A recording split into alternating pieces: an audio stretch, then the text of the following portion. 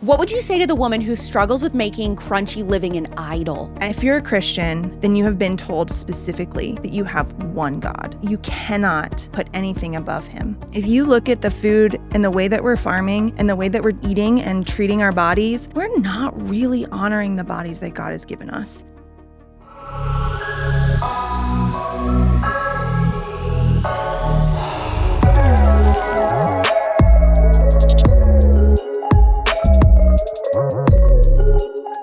So you want to change up what your family eats, but how do you get your kids on board? Or even your picky husband?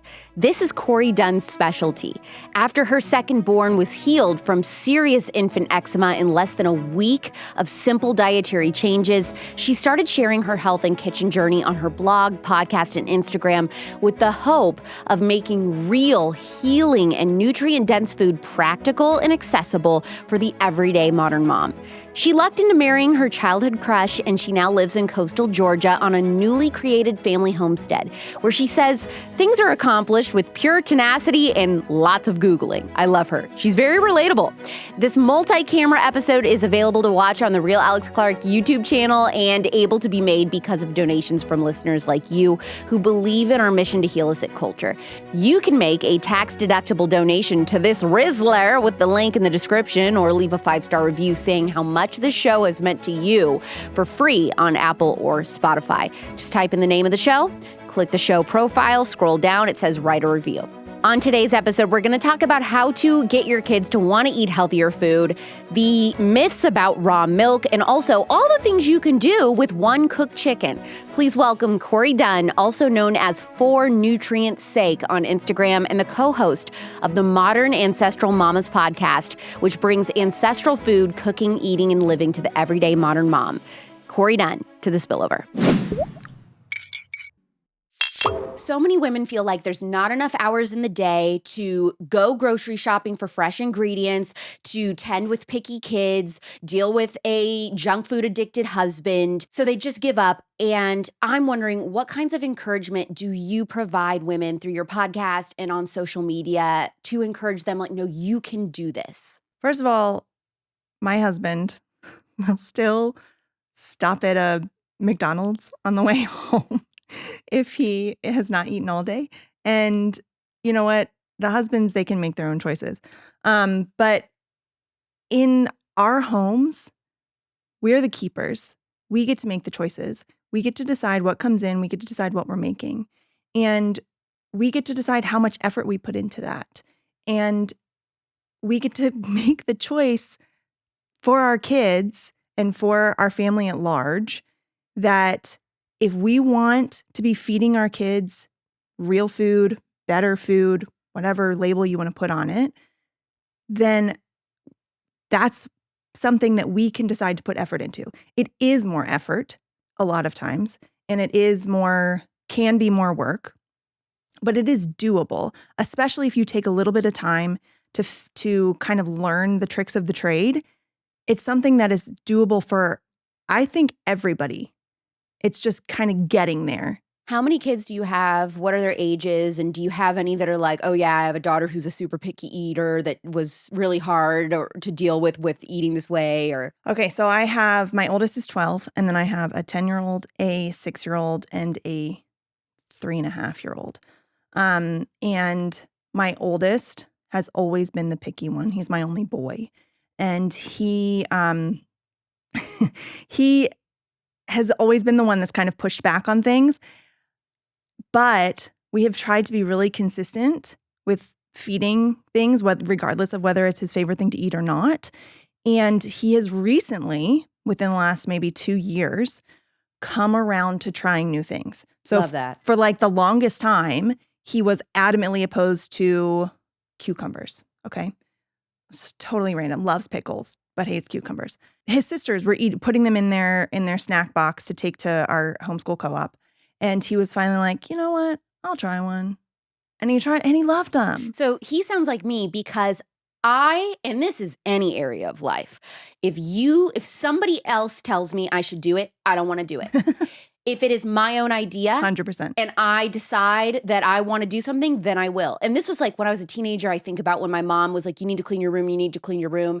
And I would be like, no, because she was telling me to do it. But then finally I would be like, I can't even walk in here. You know, I can't see the floor. I can't stand it. And then I just start cleaning my room. Mhm. But I've always been a strong-willed child in that way. And he kind of sounds like me a little bit in that. My mom is always saying that you have to be careful with your strong-willed children, right? That this is something that will serve them really well in life. You just have to be really gentle as a parent because it drives you nuts as a parent. That's good advice, I think. Why should conservatives in particular care about big food? This is something that honestly, I think everybody should. Everybody should. This For is sure. not a party dividing thing. But if we're going to look at it like that, then we need to think about how much control these companies are imparting onto our lives. And if we're giving them that control, you know, we're letting them basically decide for us what we can eat because they're deciding what can be in the grocery stores. We're going to let them dictate that to us. We're giving that power to them. The more power that we give back to our local communities through local farmers, through other food producers like bakers or honey farmers, those people are bringing more control back into our local communities. And that's a big thing for conservatives, is that we really do believe in our local economy, our local community, our local government. And the more that we can bring back into that, the stronger our communities are going to be. How long have you been involved in the Weston A. Price ancestral diet space? My mom has always been like at the forefront of dieting. And I grew up we had like hobby goats when I was a kid. So we did all of those things. And pretty much as soon as Nourishing Traditions was published, my mom bought it. We started doing that. We started buying raw milk. We started doing all of the things. And Nourishing Traditions, for those that don't know, I've talked about it a million times, but that's Sally Fallon Morell's cookbook where she Right. teaches you everything, how to make your own bone broth, how to eat brain. I mean, everything about an ancestral diet. It's like an encyclopedia. My mom calls it her Bible of nutrition. Exactly. My mom was always into that. Fast forward, I went to college. I did my own thing. Right? I was like, whatever. I did whatever everybody else was doing. I started feeling like garbage. And then fast forward a little bit farther, I had my second baby. She develops eczema, and like really bad eczema all over her entire body. And I went down the conventional medicine route for about a couple of months, doing whatever the pediatrician said was a good idea. And then my mom said, hey, you know, what you're doing with the pediatrician is not working. So maybe try doing this instead. And what she suggested was to cut out gluten and to cut out dairy. So we did that. My daughter's eczema, which was literally covering her entire like neck down to her toes, all of the eczema disappeared within a week just from cutting out gluten and dairy. So then we figured out that it was actually the gluten. It wasn't a dairy, wasn't an issue. So she was gluten-free for 8 years. So until she was, from about when she was 1 year old until she was about 9 years old, which was only a year and a half ago. So because of that, it kind of like kickstarted my, oh my gosh, like what is happening if this one dietary switch for her can make such an epic difference? What is happening for the rest of us? So the first 5 years we went paleo because that was like all the rage. I had done a Whole30. I felt amazing on a Whole30. I'd lost all that baby weight like immediately, all of the things. So to me, cutting out all the grains, dairy, and legumes was the easy way to go. Which sounds crazy. But at that point, that was the easy way to go. About 5 years into that paleo thing, it was completely unsustainable for us. Like I wasn't able to have the regular foods that I felt like were normal parts of our lives, you know, like muffins and bread and chili and whatever those things, you know, refried beans with corn tortillas, like, and taco stuff. all of those things, which were normal foods, were not available. Yeah. So then my mom introduced me. Why it took her so long to give me a copy of Nourishing Traditions is beyond me. Yeah, come on, Mom. I know. But she did. She finally gave me it. And I literally she gave it to me for Christmas. By New Year's, I'd read the whole thing. Okay, now that is impressive. It's big. That is crazy. Yeah. Because the other thing people don't understand, it's not like a normal cookbook. So you have recipes, but on each page, like in the margins, she's explaining all of this information about an ancestral diet. So it's like a book within a book. I can't believe you read it that fast. Okay, well, that's impressive. It was like they'd found like a undiscovered copy of a Jane Austen novel. I was like, oh my God. Yeah, you were devouring it. Totally. Yeah. So then from there, I realized that all of these foods, like all the regular food groups, are available to us. We don't have to cut them out. We don't have to be overly restrictive. We just have to figure out how to use the information that WAPF has published, use that information to figure out how to make the things that we really want in the most nourishing and real food ways. The reason I like to talk about conservatives in the mix of all of this is because I do think it's fascinating that historically the stereotype was it was only like crunchy, liberal, hippie types that cared about organic food and GMOs. I mean, the Food Babe, when she was a Democrat, she was at the Democrat National Convention holding a sign saying, label GMOs. Yeah. That was all previously really looked at as only leftists care about this stuff. And then in the last couple years, it seems like I'm seeing a lot more conservatives starting to care about things like GMOs, eating organic, taking down big food, and that there's a lot of corruption there. What do you attribute to that change? I mean, I think Joel Salatin has a lot to do with it. And his whole, everything I want to do is illegal thing that he says. Because especially from a Christian standpoint, if you look at this, at the food and the way that we're farming and the way that we're eating and treating our bodies, even with big medicine and everything, like we're not really honoring the bodies that God has given us. We're not really doing things in the land the way that is truly a stewardship of the land or of our bodies, of our health, of our children. Like we're not doing things the way that we should be doing them to really honor those systems. I agree with you. I mean, I grew up in the homeschool groups, and there was two different groups, right? There's the super hippies, and then there was like the super conservative Christians. They didn't go together. There was no Venn diagram of them going together. It was all like you either had these people who were doing all of the hippy dippy food stuff and moon worshiping or whatever, and then there was like the homeschoolers who were wearing their jean skirts and like only listening to classical music. Somewhere, I think that there is now a center of that Venn diagram. I do too. Thankfully. Mm-hmm. And I think a lot of it had to do with, it took the pandemic, I think. Yeah, maybe. To be a wake-up call for so many conservatives, because then they understood big pharma. And once you start diving into big pharma, you have no choice. It leads you. That rabbit hole always leads straight to big food. Yeah, that's definitely true. I think a lot of people too, raw milk is a really big gateway. You start learning about raw milk. You start learning about the nutritional benefits of it. You start learning about all of the benefits for the farmers, for the cows, for the planet, all of that. And you start realizing that, well, wait a minute, why is this illegal? Why can't I just go buy this? Who's telling me I can't do this? Conservatives don't like to be told that, right? Mm-hmm. We don't like to be told that we can't do something because government tells us we can't. Your Instagram is one of my favorite go-tos just because I just think like better than anybody, you've got this down. You're constantly posting these super simple, quick, ancestral recipes that are kid-friendly. And also you just have a beautiful aesthetic going on. So I just appreciate all of that. But I have to ask you, do your kids eat everything that you make? No. So what do you do? What is your family's plan? If you make something like, I'm not eating that. I say, okay, fine. This is what's served. You may decide to eat. You may not. You have to sit with us at the table. But we're not hyper-focused on the food.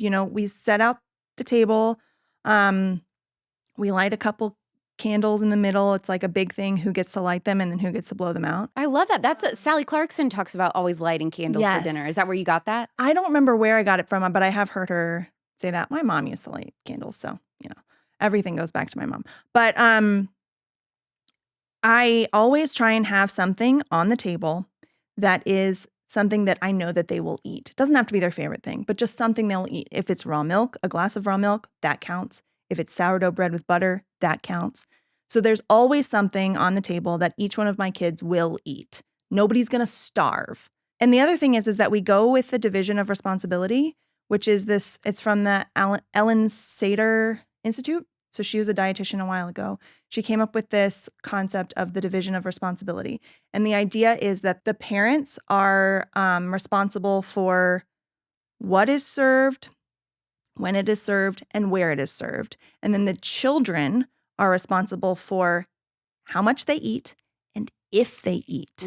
So we're not controlling them. We're not saying you have to sit down and eat this. We're saying, come to the table.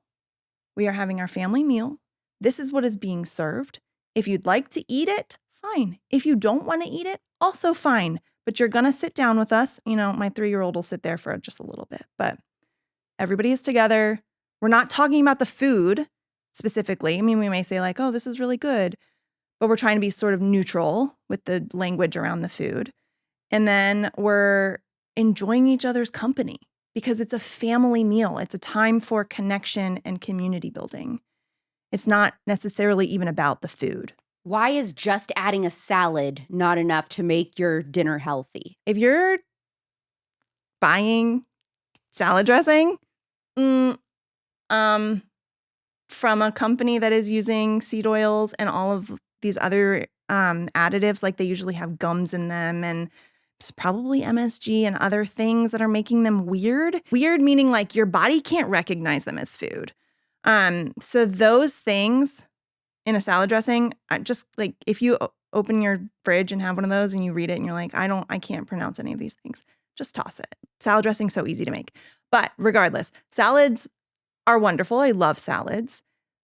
Vegetables are not the most nourishing food on the planet. Wait. What do you mean, Corey? I know, it's mind-blowing. Vegetables can be really difficult for people to digest, specifically raw vegetables.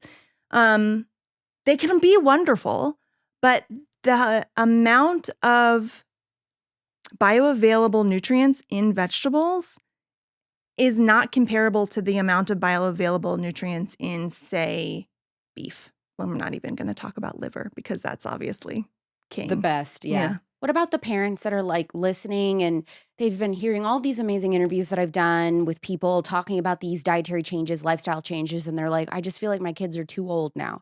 It's too late to start over. I've got, an 11-year-old, I've got a 14-year-old. I guess I just have lost out on this amazing way of living. Is it really ever too late to transition to this non-toxic, real food life?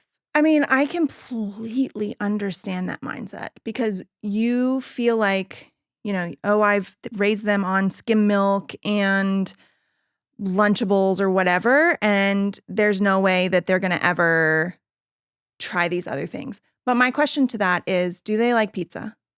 Do they like hamburgers? Do they like tacos? All of these things are super normal foods that Americans eat, right?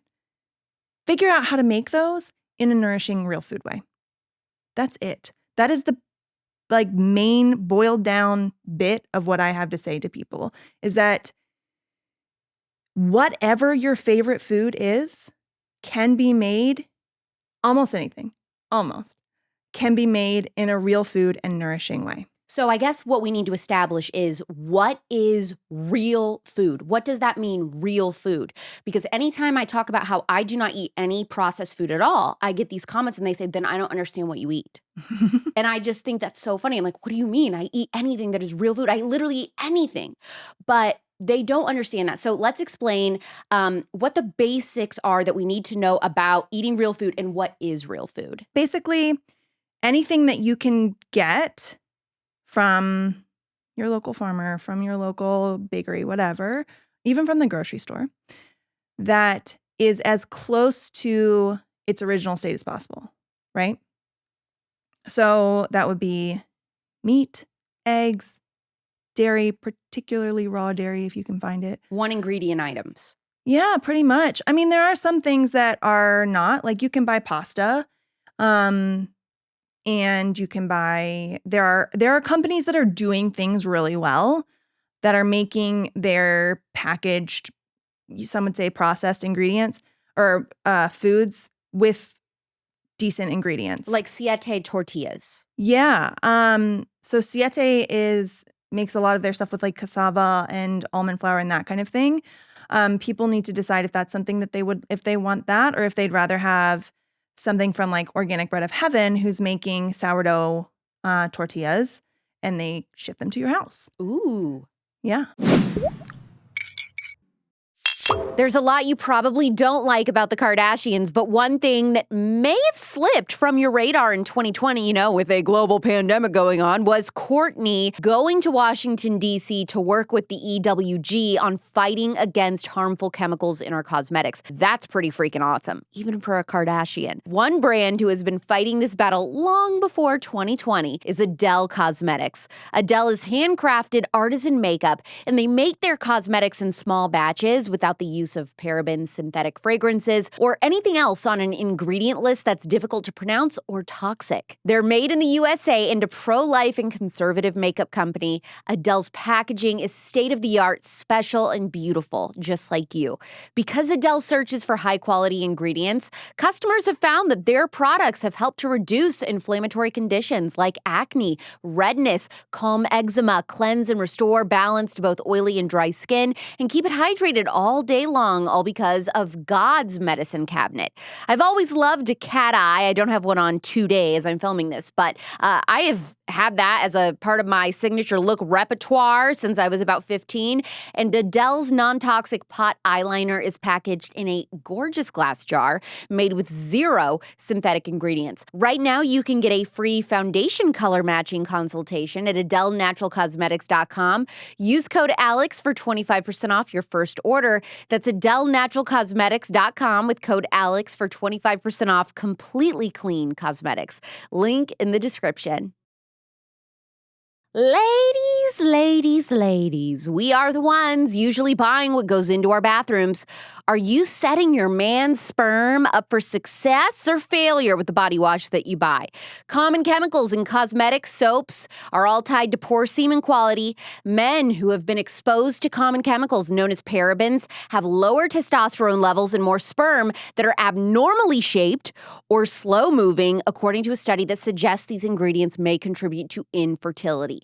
Get yourself, your baby, your mom, and your husband Aleavia Organic Non-Toxic Prebiotic Body Wash. This is the Rolls-Royce of non-toxic body washes, and they just came out with their new men's Coastal Woodland scent that I also love. This isn't just soap. It's a prebiotic body wash that feeds the skin's microbiome, which means even the most sensitive skin thrives using Aleavia Organic Non-Toxic body wash. Get travel sizes in hand soap too. Go to Aleavia.com, use code ALEX15 for 15% off. That's Aleavia.com with code ALEX15 for 15% off. Find the link in the show notes.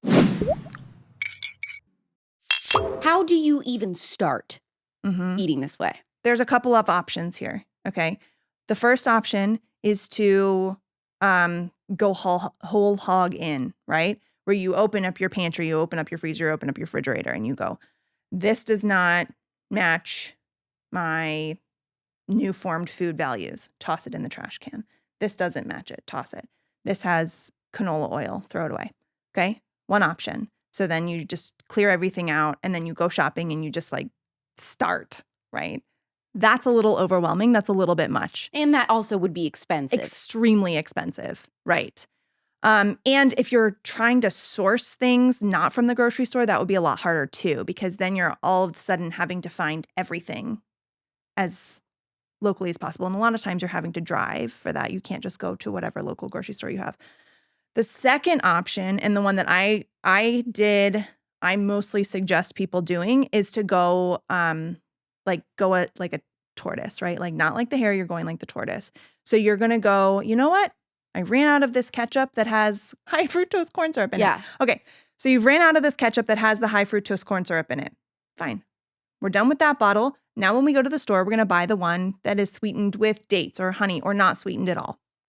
Okay? That's so easy. All you do is buy that other bottle. Okay? The same thing goes for everything else. Pick one thing to focus on, whether that be the condiments, ketchup, salad dressing, mayonnaise, whatever, or whether that be raw milk. Pick one thing to focus on and then do that one thing until you feel comfortable, until that feels easy.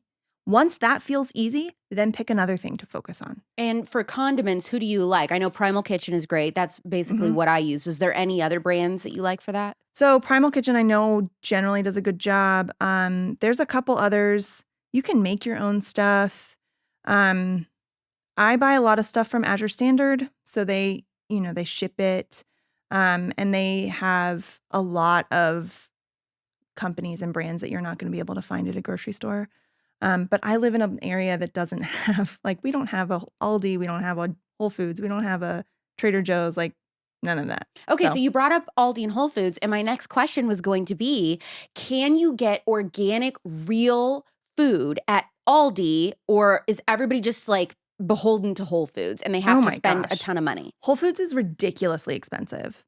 And no, I think that for people who are on a budget, which is so many of us, and groceries have gotten so much more expensive recently, that I think that the sustainable option in terms of your budget, in terms of your pocketbook, is to shop at places like Aldi, to shop at places like we have Winn-Dixie, and those are the less expensive options.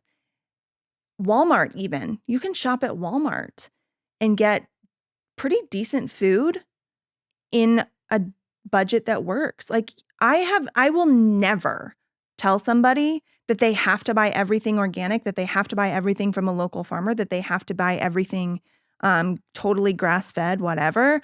That is so not helpful to people who are on a tight budget. It's just not. Because part of the problem too is that if you're in a relationship with a partner, you're married or you have a partner, you have to be able to have this conversation with your spouse and figure out your budget together. And if that spouse says together, if you decide together that your budget doesn't fit these things, you have to be respectful of that, right?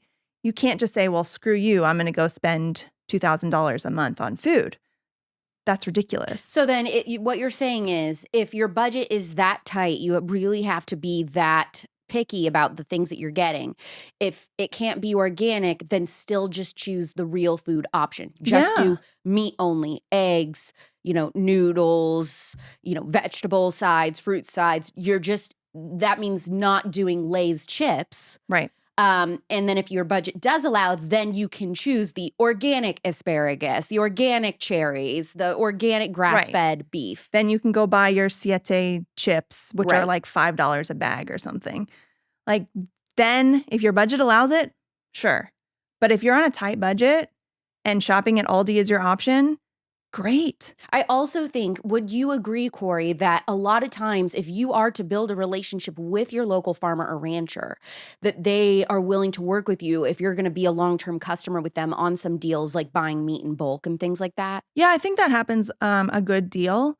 But again, if you are, our family buys we buy a half of a cow at a time, right? And we raise our own chickens and we raise our own pork. But that's a big commitment. It's a big upfront cost to buy that much. And you have to have a freezer to be able to put it in. Right. So that's a big upfront cost. It is 100%, well, maybe not 100%, but almost always more cost effective to do that. But if it's not in your budget, when I first was starting all this, we lived in this itty bitty apartment, so small. And my kitchen was probably the size of these chairs, right? It was so small. And that's where I learned to do all this stuff because I was determined to learn how to do it and I was determined to figure it out. But I had one normal sized freezer in my kitchen, like See, a that's side all by I have side right thing. now. So I can't go and get all of the meat that I want for my freezer. I can only get a teeny bit at a time because I just have this dinky apartment freezer. Right. Yeah. There's no way that you could have a deep freeze. I know, in but your it's my garage. dream. Oh, of course. Of course. Give us some more tips about eating a real nutrient-dense diet on a budget. Go for the bang for your buck first, right? So things like ground beef, that's a big bang for your buck. It's got a lot of nutrients in it, and it's inexpensive, and it's easy to cook. Everywhere has it. Like, it's all of these tick marks in the good column, right? So buy some ground beef, buy some potatoes, buy some cabbage, grow your own herbs like in your windowsill. These are all things that are going to be more bang for your buck, nutritionally and flavor-wise. And they're going to kind of stretch your budget a little bit.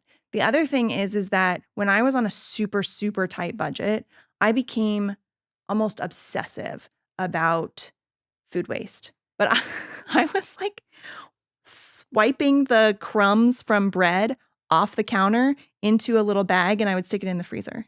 Okay.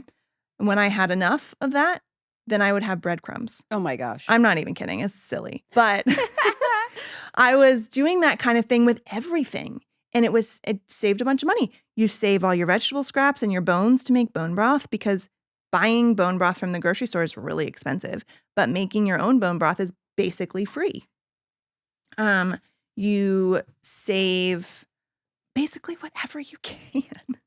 Like anything that you could think of. If you save like half a serving of taco meat at the end of the meal, right? Save half a serving of it. You keep adding to that bag of half a serving. Then you finally end up with maybe a serving and a half, and you can make taco soup.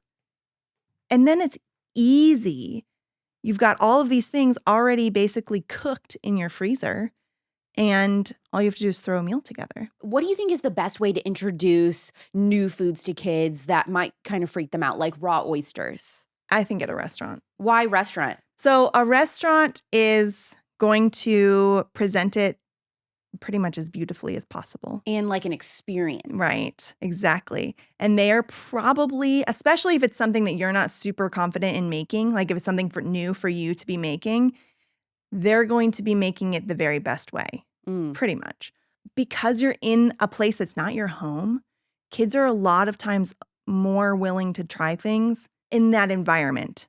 Not their school lunchbox. Like, don't put something new in their school lunchbox. That's not the time to push them. But like, you're out to dinner with your family, especially if there's friends there. My kids, we took some friends that came to visit us out to dinner the other night. And they had 3 kids. We had our 4 kids. Our kids, on the walking to the restaurant, because this is a restaurant they've been to before, they're like telling the other kids, "You've got to try the calamari. It's so good. It's the best thing ever." And the other kids are like, "What's calamari?" My kids go, "It's octopus." And the kids are like, "What?" But they get there. We order one serving. We ordered a serving of calamari for the table. It disappeared in 2 seconds because all of the kids ate them. They also didn't get any. So there was like a little bit of a peer pressure thing in a good way going on.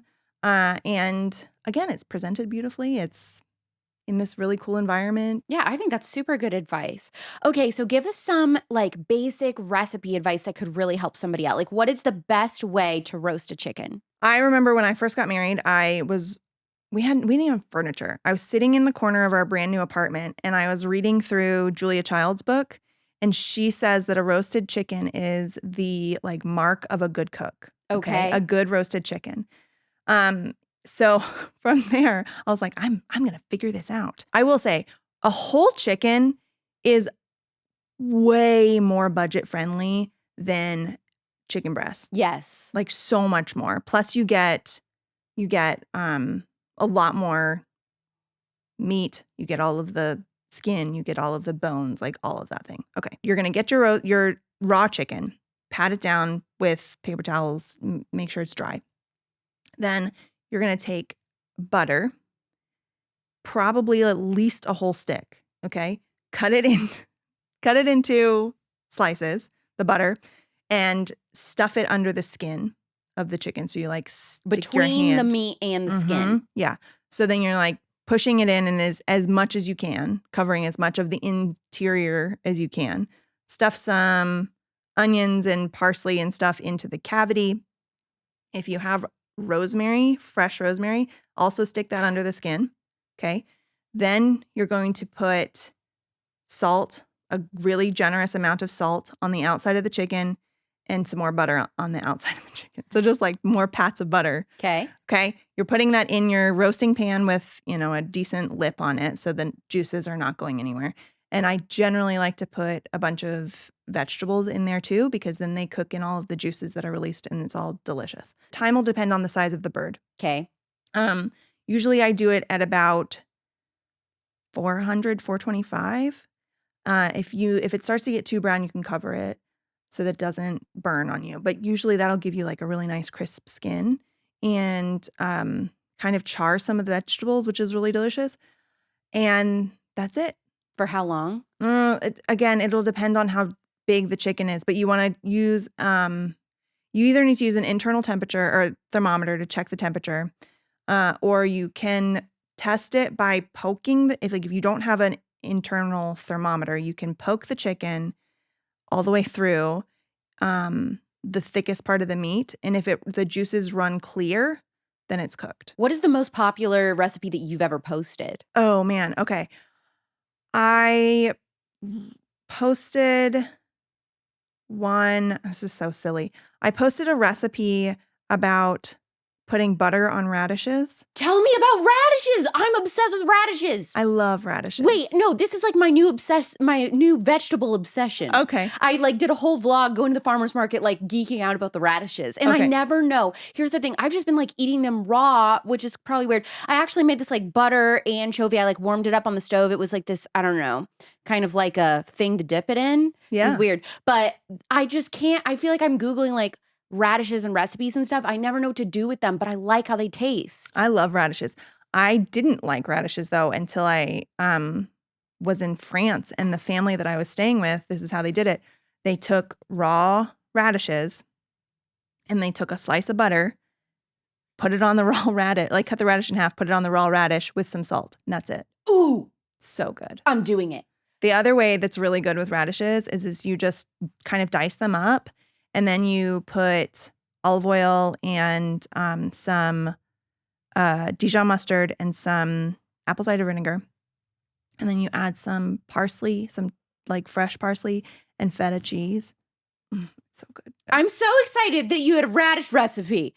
Okay, that is such a fun surprise for me. So one thing that I really struggle with is that I go to the farmer's market on a Saturday. I will get several types of vegetables that I want to last me throughout the week. But what I'm running into is after a couple days, it feels like a lot of my vegetables are going bad in the fridge. And then I'm throwing out a bunch of vegetables and, because you can't go to the farmer's market till the next Saturday. So my question is, how are people keeping their vegetables fresh to last a week until they can go to the farmer's market again? I'm obviously doing something wrong. Okay, so you have to kind of do a little bit of research. Okay. And figure out which things will last. Is it because they're not sprayed with a whole bunch of chemicals and stuff? Is that why they go bad so fast? I don't know, because if I get vegetables and I pick them out of my garden, some of them last a while and some of them don't. And that's just the nature of those different vegetables, right? Okay. Some vegetables will last a long time, like a cabbage. You can keep it in your fridge for 2 months probably, Whoa! and it'll be fine.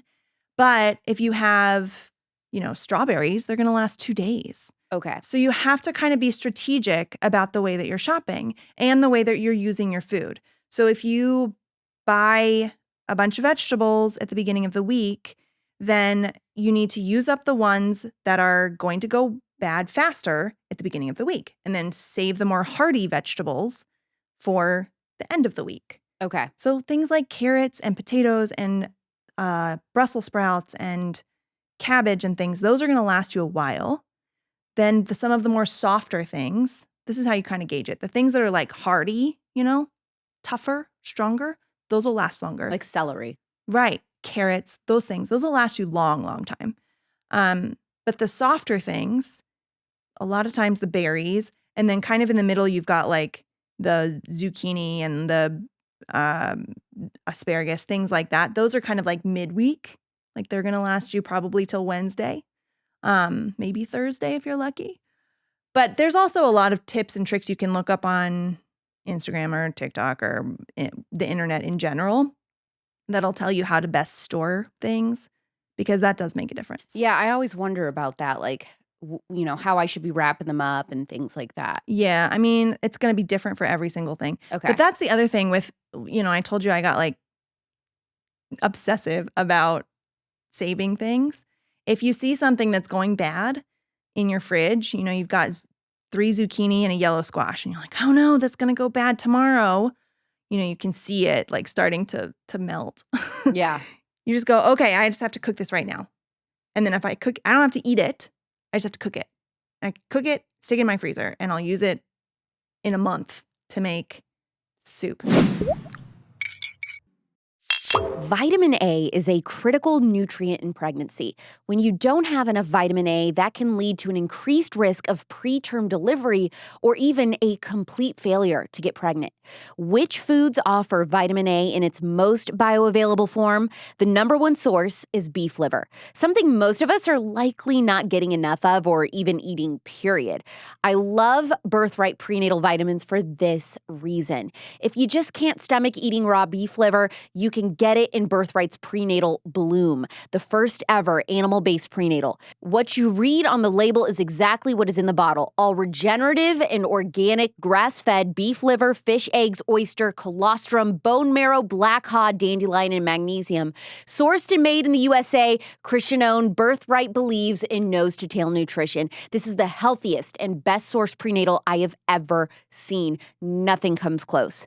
If you aren't looking for a prenatal, but instead hormonal support, check out their Revive supplement, which is for every woman at every stage of her menstrual journey, also with beef liver. Go to birthright.co and use code Alex for 15% off. That's birthright.co with code Alex for 15% off. Try to get on their mailing list or follow them on Instagram, because since I started talking about Birthright, they can hardly keep it in stock, so don't miss out. Find the link in the show notes. I just saw a Bloomberg article that talked about the Great Tampon Rebellion. They say tampon use is shrinking and more women are turning to period cups. This is for a few reasons. I think they're trying to cut costs because I guess we're spending over $10,000 over our lifetime now on these products. And this is why I love Garnuu. They've got pads, panty liners, period cups, tampons, all 100% organic cotton, and at a great price point with their monthly subscription. And I've been telling you forever, but somebody now has put it on TikTok. It's gone viral that you have this new study coming out where we've found out that tampons are saturated in heavy metals. Okay, you're spending like $20 a box every month at the drugstore on these absolutely chemical toxic tampons.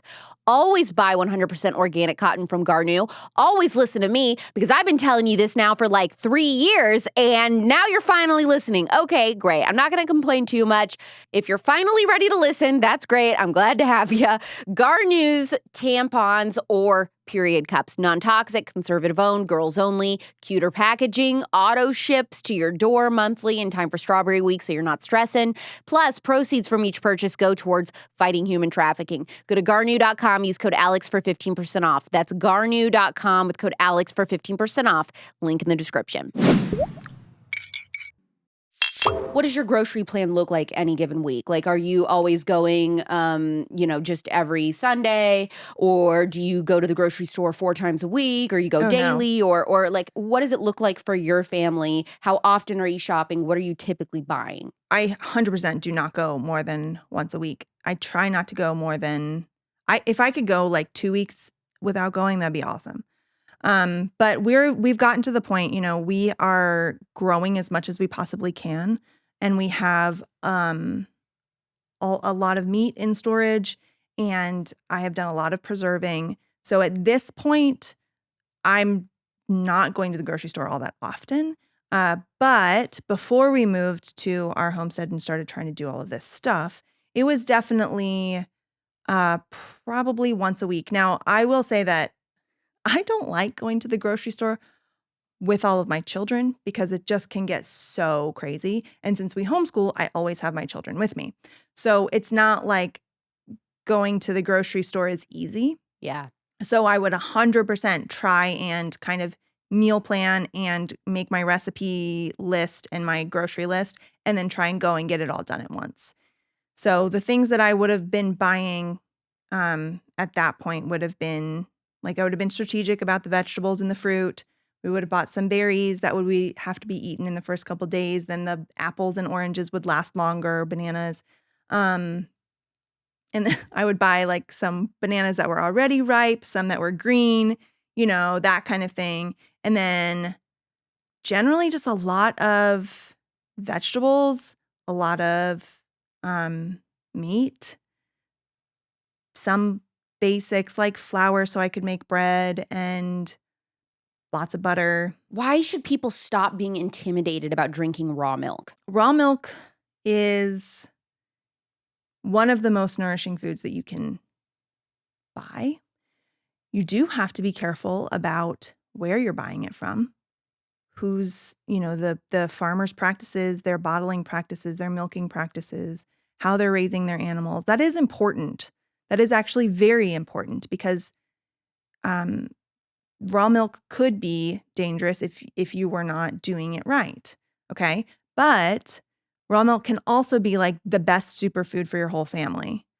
So if you're taking the time to source it well, then it's not an issue. And people are more likely to get sick. This is wild that we don't talk about this. You're more likely to get sick from the bag of salad at the grocery store, from spinach at the grocery store, like from the cut up cantaloupe, like you're more likely to get E. coli from that kind of thing than you are from raw milk. So one of the funniest questions, and it's so sweet, but one of the funniest questions I get from people who've never had raw milk before is they go, what does it taste like? Oh my gosh, it's the best. And so what is your answer? How do you explain what it tastes like? I just say it tastes like milk. It's better though. If we're traveling and we have to go, somewhere where it's difficult to get raw milk, and we have to buy regular milk from my oldest child will not drink it. He's like, this tastes like poo. Not really, but it tastes like water. It's not good. Yeah. So it really does taste like milk, but like better milk. Like the best milk that you could have. When you're cooking a recipe and it calls for milk, do you use your raw milk in the recipe? That I think is one of those budgeting things. I think because raw milk is more expensive, right? If you are on a budget and you're baking with milk or you're making a soup with milk or something like that, don't use the raw milk because it's getting cooked and that is basically pasteurizing it, right? So it's not necessary to have raw milk for that. I usually use it because that's pretty much the only milk that I buy. So that's what we have. But if budgeting is a concern, it's not necessary to do that. You brought up when you guys are traveling, you try to find raw milk. What are your travel food tips that you have? Like, how do you eat this way when you're not home? We go back and forth on this. If we're staying at a Airbnb where we have the option to cook or something, or we're staying with family, then I'll just go to the grocery store and we'll just do the same thing. But I will go to a grocery store. I almost never try and find local farmers. I know people that do that. I don't. It's just a lot more effort. And I still want to be on vacation, right? Yeah, that's really crazy. That's like surprising to me. There are people that do that. Oh yeah, there are people that travel with their Instant Pot and they travel with a whole cooler of meat and like all their raw. I don't do that. But then they must not be flying. Oh yeah, no. They're driving. No, they're driving, right. So we live 3 hours from Orlando. So we would go down and do the theme parks, fairly regularly. We went a lot in the past 2 years. And I developed a whole system for how we were going to feed our family from the hotel room. Tell us. Okay. So I would pack, these are things that I wouldn't normally buy because they're more expensive, right? But because they're already packaged, it makes it easier for traveling. So those little things of olives and little things of like pineapple that's in like a little cup and seaweed and dried fruit and meat sticks and all those sorts of things that are packaged, right? We would pack a whole bag of those. And then we would pack, we would have breakfasts. We would have just yogurt and some homemade granola that we would bring. And then we would bring peanut butter and jelly stuff or like turkey and cheese. And we would make sandwiches to take into the park. So when you're in the park, are you letting your kids get, a funnel cake and one of those giant turkey legs and all that kind of stuff? Like when you're doing a special thing like that, do you let them indulge in that food or no? Depends on the situation. So we were going to Universal so much that it was like every couple of months. It wouldn't have been like a special thing, The first time we went, we got them a butterbeer. It's like the most sugar, the most like gross ingredients, but it was a special thing, right? And I'm fine with that. I am, for the most part, controlling of my home and not controlling of the outside environments, right? So if we go to somebody's house and they're serving us dinner, I am not going to say, no, thank you, this has canola oil in it. I'm not going to do that. Right. If we're going to a birthday party, then my kids are allowed to have the pizza. I know not everybody does that. You have to make your own choices for your own family, but that's what my husband and I have kind of come to, with the goal of not stressing our kids out about food, and not pushing them away from the real food thing. Like it needs to be somewhat of a balance.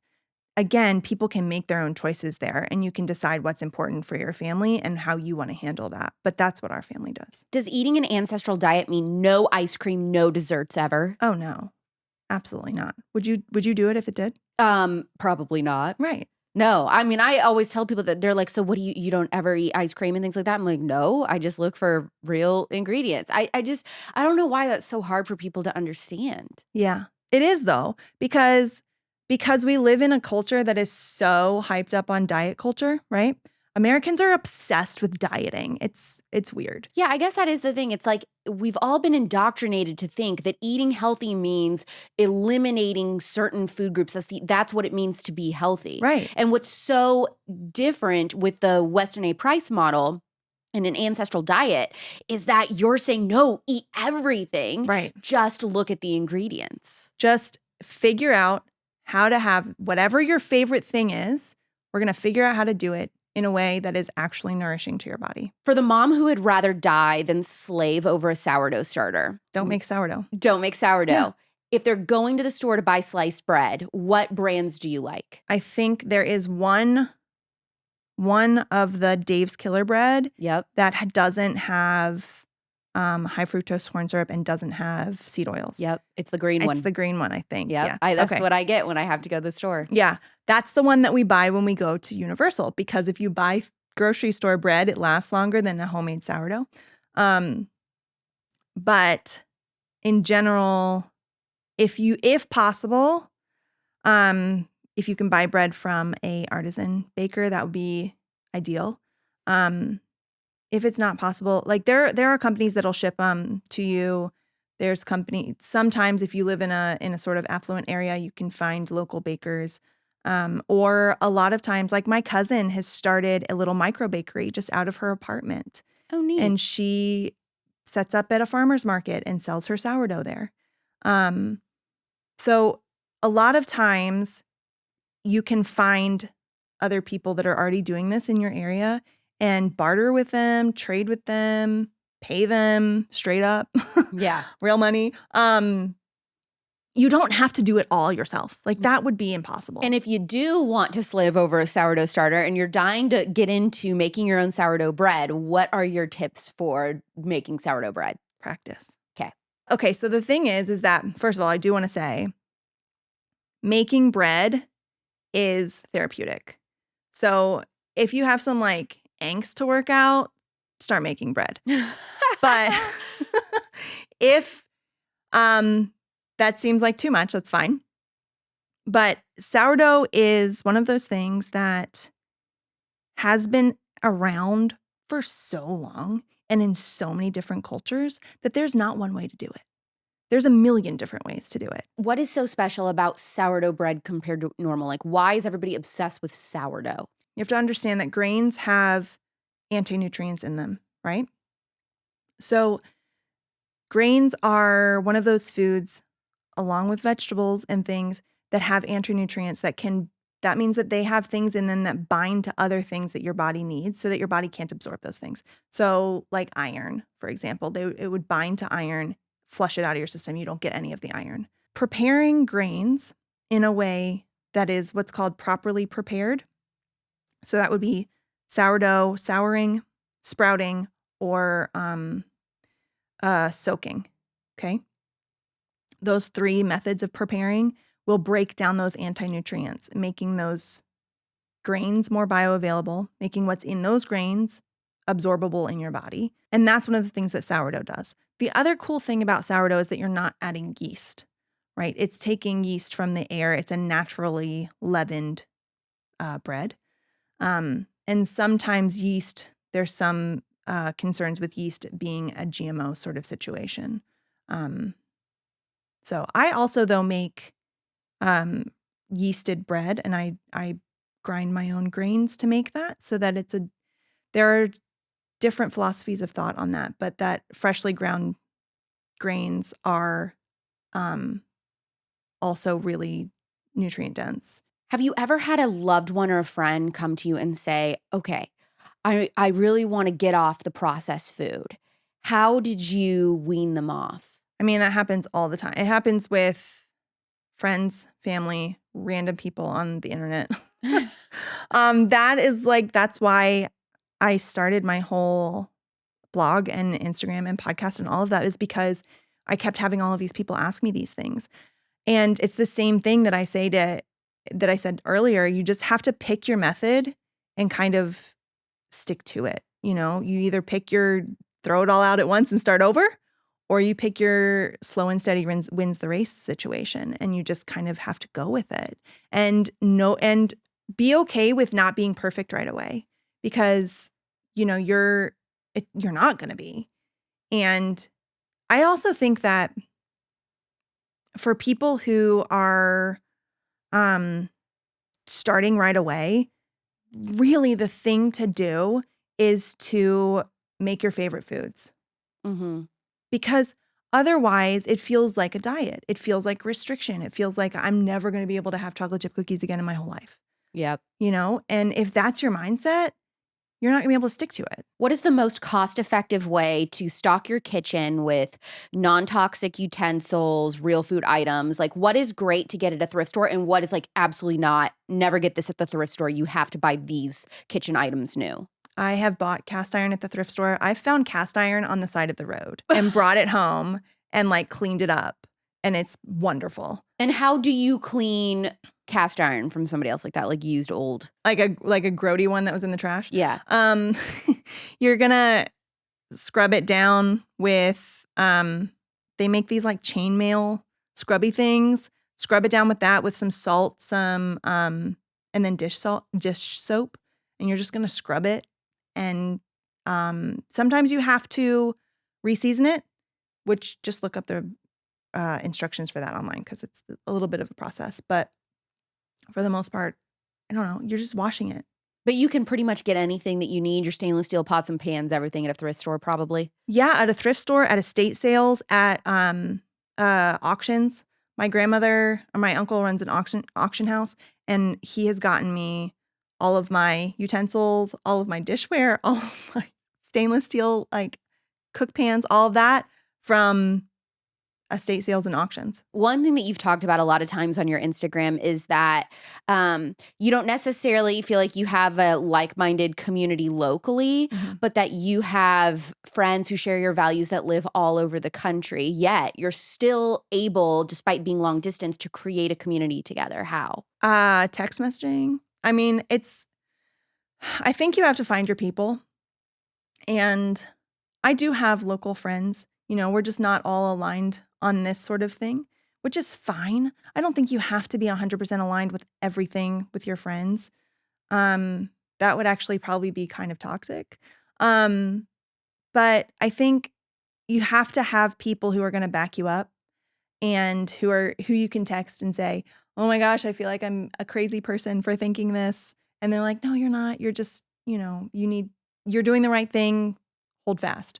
And I think that I think having a supportive group of people whether they're next door or whether they're a couple states away, it's really important. Yeah, I really related to that because I don't have any best friends who live in Arizona where I live. They're all of my best friends are in different states. I've got one in South Dakota. I've got several in Kentucky. I have a whole bunch in Dallas. Like all of my closest best girlfriends live nowhere near me, which can be kind of lonely. But when I've seen you talk about that, I find it to be really encouraging. And they are girls that I text with every single day or talk on the phone with, like once a week at least. So we do communicate like that. But I like that encouragement of like, it's okay if they don't all live like right where you live. Right. I mean, ideally, we'd all Of be course. like right around each other and we could hang out. But that's not the reality of our world at this point. What are the most impactful lessons that you've learned as a homemaker? I think delegating is a really big one. Putting the time, if you have kids, putting the time into teaching your kids how to do things. It's going to take a long time. It's going to be messy and it's going to be hard. But putting in that time is so good for them, for their future, because you're trying to raise adults. You're not trying to raise children. But it's also going to benefit your family in a way that you almost can't see when they're young. I spent so much time inviting my kids into the kitchen, trying to teach them how to do the things in the kitchen or even just like cleaning. I'm now finally starting to see the fruits of that labor. My son the other day, my husband and I were trying to work on a project that was taking us the whole day. And I turned to my son and I said, I need you to go make dinner. And he did it. And how old is he? 12. Awesome. Yeah. I mean, What it did he wasn't make? fancy. I don't even remember. It was a meal, and he made it from start to finish completely by himself. The summer games are just around the corner, and there's no better way to show your support for America than with a delicious meal made from 100% American meat. And right now, you can go for the gold yourself by subscribing to Good Ranchers. They're giving all new subscribers a free gold medal add-on for the next 4 years. You can choose between free chicken breast, ground beef, bacon, or salmon for the next 4 years or until the next summer games. Plus, with code Clark, you'll get an additional $25 off your first box. This is over $1,200 worth, okay? America takes the golden meat. Our quality is unmatched. Don't settle for anything less. If you needed any other reason to support Good Ranchers, they're not only amazing partners of my show, but they support the paralyzed veterans of America too. Every order saves American farms and supports American veterans. If you're proud to be an American, then Good Ranchers is for you. To recap all the things you're getting, okay? For very limited time here. If you subscribe to Good Ranchers right now, free in every box for the next 4 years, you are going to get better than organic boneless chicken breasts, grass-fed, grain-finished Angus ground beef, Applewood smoked bacon, wild-caught sockeye or king salmon. Plus, with my special code Clark, you're going to get an additional $25 off your first box and free shipping, okay? GoodRanchers.com, code Clark, link in the show notes. Good Ranchers, American meat delivered. Yes, have a popsicle. If a summer cold has got you or your kids down, try making some homemade popsicles from squeezed juice. Squeezed juice is 100% juice, no water added, non-GMO, no sugar added. The popsicle brand that you grew up with has fructose syrup listed as the second ingredient, and then sugar is the third, with 24 grams of sugar total per popsicle. Opt for a little aesthetic silicone popsicle mold and make your own never from concentrate squeezed juice popsicles. Mandarin, pomegranate, and lemonade would make amazing ice-cold popsicles when you're sick or had a tough day picking up sticks outside or whatever your kids are doing. Squeezed juice is from a family-owned conservative farm in California, and they ship cold on Mondays, Tuesdays, and Wednesdays straight to your door. Cold and fresh squeezed juice. Go to shop.squeezejuice.com with code ALEX for 25% off your order. That's shop.squeezejuice.com with code ALEX for 25% off your order. Get the code in the show notes. There is nothing worse than spending money on a great foundation, only for it to be all separated or coming off before the end of the day. If you have a major struggle with excessively oily skin, you might be skipping moisturizer because you think I'm oily, no more moisture. But that actually may be causing a dehydration factor. Hear me out. If you're overproducing oil, your skin might be dehydrated, and so it's trying to make its own moisturizer to make up for it. NimiSkincare's Vitamin C Moisturizer is my favorite to recommend to my oily girlies because it is mattifying and it is skin smoothing. You will watch your pores disappear before your eyes and sop up that oil, girl, while still keeping that skin hydrated. NimiSkincare's 3-step oil control routine is under $100 with my discount code AlexClark. Go to NimiSkincare.com and use code AlexClark for 10% off. You are going to get 3 products: the Charcoal Glow Foaming Cleanser, Vitamin C Brightening Toner, and Mattifying and Priming Vitamin C Moisturizer. It's beautiful under your foundation. Perfect for oily skin. NimiSkincare, modern skincare, timeless values. What are the most influential books on food that you have in your library? Nourishing Traditions. Obviously. And Eat Like a Human by Bill Schindler, Real Food for Pregnancy. Oh, Dr. Lily Nichols. I've had her on the show. Yeah, she's awesome. Her Real Food for Pregnancy is fantastic. And it's not just, I mean, you can read it Anytime. You don't have to be pregnant. Especially though, if you're like trying to get pregnant or wanting to be pregnant at some point in your life. Okay. Definitely read it. Why are beeswax candles such a game changer? Because they're beautiful and they smell good and they're not putting off all of that weirdness into your home. I mean, I know that there is a threshold for how much, toxicity you can have in your air. And candles is one of the things that adds to that. Mm-hmm. Same with, the perfume and the body wash and the sheets, the stuff you wash your sheets in, like all of these things are adding to the toxicity of your air. And beeswax candles are just... Well, they're purifying the air. Mm-hmm. And they're also emitting negative ions, which help relax you, very similar to when you're sitting on a beach by the ocean and you feel like, oh, wow, I feel so relaxed. And you think it's just because you've been on vacation. But the reality is because you were sitting in front of the ocean, those negative ions were going. So that's something special about beeswax candles. And I've been telling everybody, like, I love after a certain time, like once the sun sets, turn off all the big lights in your house, only have those beeswax candles lit. You will feel so relaxed, so tired. You'll get the best sleep of your life. Yeah.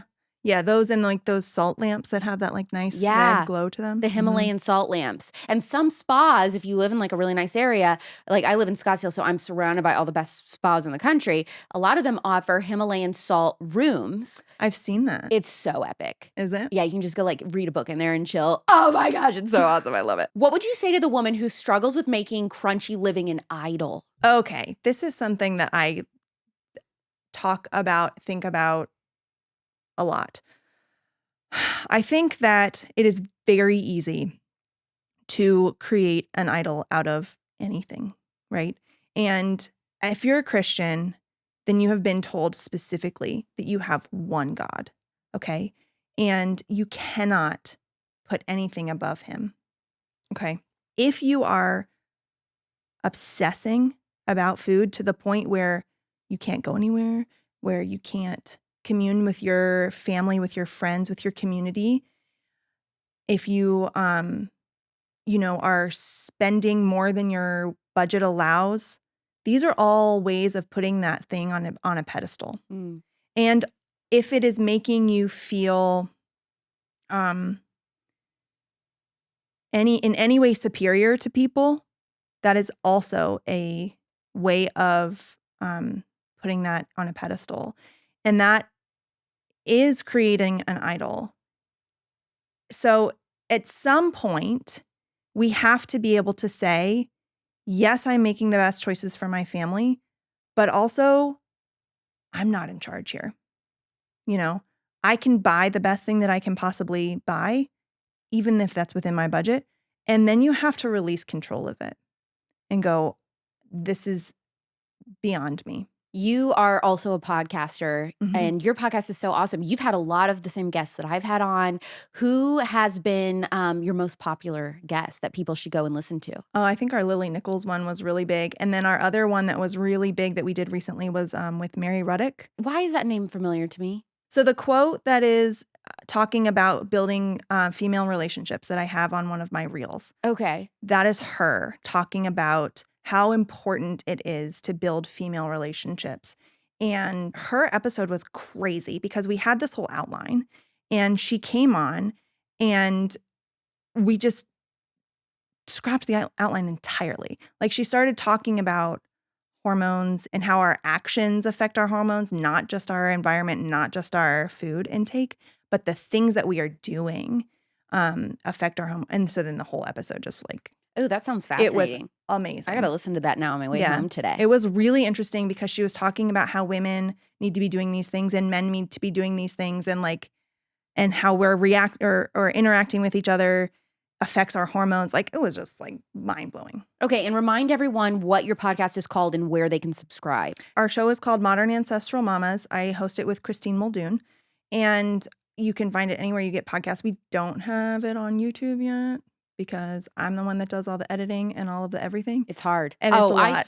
All of this, I could never do this without donations because this is a nonprofit that runs our show to hire other people to help edit, film, all this. I mean, it would be a horrible show. If I was in charge of all the tech stuff, horrible. Yeah. Yeah. So it's hard. It's a lot. It's a lot, but I think podcasting is so great. I mean, I love the form of audio only anyway. I mean, if I had a choice, that's what my background is in radio.